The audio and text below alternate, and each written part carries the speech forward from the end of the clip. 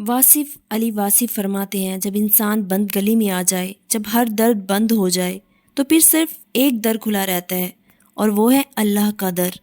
انسان اکثر لوگوں کے در پر جاتا ہے، در در مانگتا ہے، سہارے ڈھونڈتا ہے، لیکن حقیقت یہ ہے کہ ہر سہارا فانی ہے، اور جو باقی ہے وہ صرف اللہ ہے۔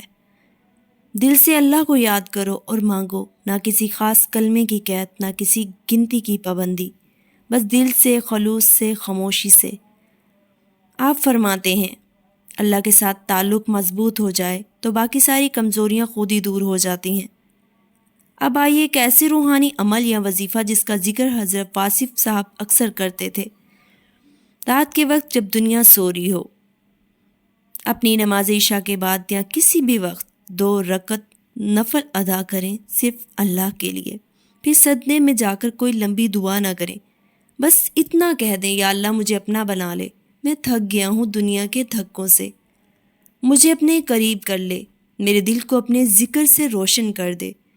یہ الفاظ چاہے آپ کے دل سے نکلیں یا زبان سے، اللہ دل کی کیفیت دیکھتا ہے، الفاظ کی چمک نہیں۔ واصف صاحب نے فرمایا، وہ دعا جو تم دوسروں سے چھپا کر مانگتے ہو وہی اللہ کے سب سے قریب ہوتی ہے۔ اس وظیفے میں نہ کوئی رسمی تسبیح، نہ کوئی مخصوص دن وقتیہ عمل ہے۔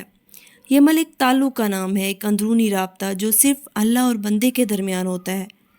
روزانہ یہ عمل کرے، دنیا کی دعائیں پوری ہوں یا نہ ہوں، دل کو سکون ضرور ملے گا، کیونکہ واصف صاحب کہتے ہیں دعا جب سنی جاتی ہے تو مسئلہ حل ہوتا ہے، اور جب فوری نہیں سنی جاتی تو صبر عطا ہوتا ہے، اور صبر سب سے بڑی نعمت ہے۔ جب آپ دل سے مانگتے ہیں تو آپ کے مانگنے کا انداز خود بدل جاتا ہے۔ پھر وہ مانگنا صرف دنیا کے لیے نہیں ہوتا، پھر وہ مانگنا اللہ کی رضا کے لیے ہوتا ہے۔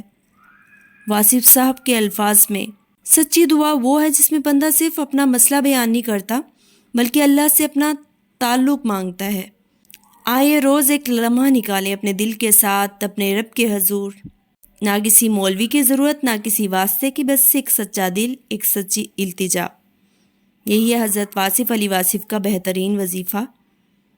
آخر میں بس ایک بات یاد رکھیں کہ کسی سے نہ مانگو، بس اللہ سے مانگو۔ جب مانگو تو سب کچھ مانگو، جب مانگو تو صرف اسی سے مانگو۔